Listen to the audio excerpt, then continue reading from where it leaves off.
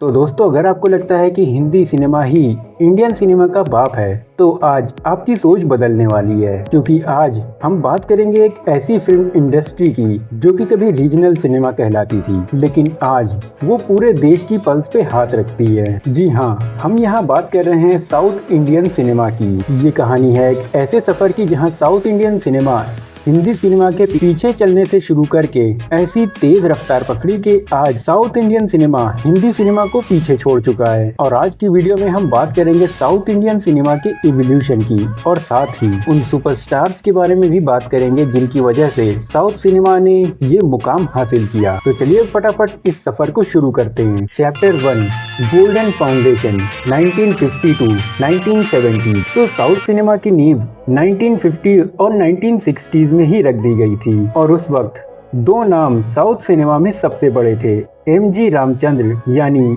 MGR और n t Rama Rao यानी एनटीआर। और ये वो दौर था जब सिनेमा सिर्फ एंटरटेनमेंट नहीं बल्कि एक सोशल मैसेज का जरिया भी था, जहां एमजीआर तमिलनाडु के उस वक्त के थलाइवा बन गए। उनकी फिल्में कॉमन आदमी की कहानी सुनाती थी। वहीं दूसरी तरफ एनटीआर तेलुगु सिनेमा के सबसे बड़े स्टार थे, जो कि अपने डिवाइन मैथोलॉजिकल रोल्स के लिए जाने जाते थे। और इन्हीं दो महानायकों ने साउथ सिनेमा को ऐसी पहचान दी जो प्योर मास अपील पे टिकी थी। इन दोनों ने दिखाया कि सुपरस्टार सिर्फ एक एक्टर नहीं बल्कि एक फिनोमिनन होते हैं। Chapter 2, 1980s to 2000। और फिर आया 80s और 90s का दौर, और यही वो जमाना था जब साउथ सिनेमा ने अपनी टेक्निकल प्रोसेस और कंटेंट की डेयरिंग दिखानी शुरू कर दी। और इसी दौर में आए वो दो टाइटन्स जो आज भी सबसे ऊंचे तख्त पर हैं। मैं यहाँ बात कर रहा हूँ रजनीकांत की और कमल हसन साहब की, जिसमें अगर बात करें रजनीकांत सर की तो वो सिर्फ एक एक्टर नहीं बल्कि एक थलाइवा है। उनकी स्क्रीन प्रेजेंस,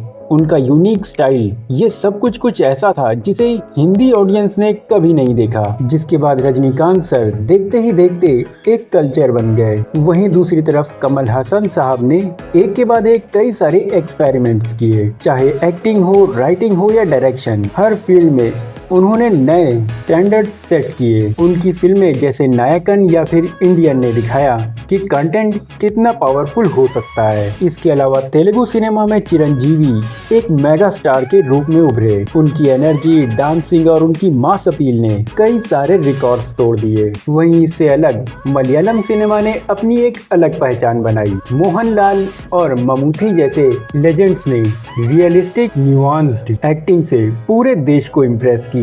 उनकी फिल्मों ने दिखाया कि स्टोरी टेलिंग कितनी सिंपल और गहरी हो सकती है। और यही वो दौर था जब साउथ सिनेमा टेक्निकली भी आगे निकलने लगा। Better cinematography, complex story line और larger than life canvas. Chapter 3, the tipping point, the pan India explosion 2010। और फिर आया वो तहलका जिसका नाम था बाहुबली। एसएस राजामौली और प्रभास की ये फिल्म सिर्फ एक हिट नहीं बल्कि एक ऐसी सोशल फिनोमिनन थी जिसने हिंदी बेल्ट को हिला कर रख दिया। इस मूवी ने सबको दिखाया कि स्केल और विजन में कोई लिमिट नहीं होती। जिसके बाद इस फिल्म ने ऐसा कमाल किया कि प्रभास रातों रात पैन इंडिया सुपरस्टार बन गए। और फिर उसी रास्ते पे चलते हुए यश आए केजीएफ के साथ।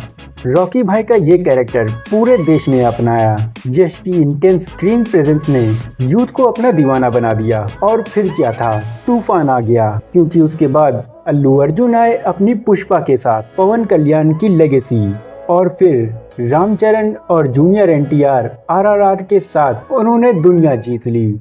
या फिर कहा जाए कि इस मूवी ने ऑस्कर्स जीते। और देखिए आज सिचुएशन ये है कि साउथ की हर मेजर इंडस्ट्री तमिल, तेलुगु, कन्नड़ा, मलयालम अपने अलग सुपरस्टार के साथ कंटेंट और स्पेक्टिकल दोनों ही डिलीवर कर रही है। Chapter 4, south cinema Hindi cinema से आगे कैसे निकला। और इस बारे में मैं आपको 5 पॉइंट्स गिनाऊंगा, जिसमें सबसे पहला है रिस्क लेने की हिम्मत। तो साउथ सिनेमा ने हमेशा ही नए जॉनरा, नई स्टोरी टेलिंग में रिस्क लिया। Mythological, historical, action, social drama सब कुछ एक्सप्लोर किया। यानी साउथ में बाहुबली और कांतारा जैसी मूवीज बनी तो जय भीम और यूवी जैसी मैसेज देने वाली मूवीज भी बनाई गई। खास तौर पे यूवी ये एक ऐसी मूवी है जिसके आसपास की भी कोई मूवी हिंदी सिनेमा में कोई डायरेक्टर या प्रोड्यूसर बनाने की हिम्मत नहीं कर सकता। Number 2, mass plus class formula. उन्होंने अपने मास एंटरटेनमेंट को कभी नहीं छोड़ा, बल्कि क्लासिक स्टोरी टेलिंग के साथ जोड़कर प्रेजेंट किया। तीसरा, दिस सुपरस्टार कल्चर। तो रजनीकांत से लेकर प्रभास तक इन सुपरस्टार्स ने अपने फैंस के साथ ऐसा इमोशनल कनेक्शन बनाया है जो कि ऑलमोस्ट रिलीजियस है। Number 4, visionary directors. S Rajamouli, Lokesh Kanagaraj, Prashanth Neel, Sukumar जैसे डायरेक्टर्स ने साउथ इंडस्ट्री में वो विजन दिया जिसकी आज बॉलीवुड को जरूरत है।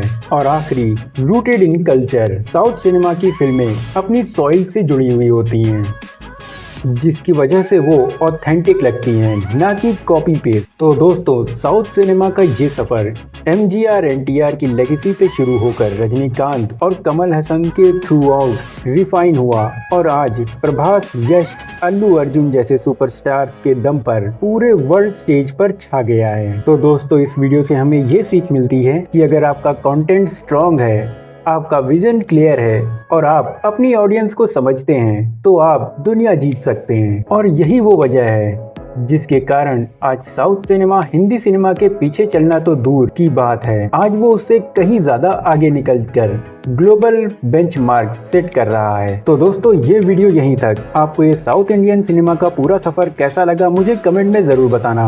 वीडियो पसंद आया हो तो लाइक करना, चैनल पे नए हो तो सब्सक्राइब जरूर करना। और हाँ, मुझे कमेंट करके जरूर बताना कि आप किस साउथ इंडियन सुपरस्टार के फैन हो। तो अब मैं सुफियान इजाजत चाहता हूँ। Good luck.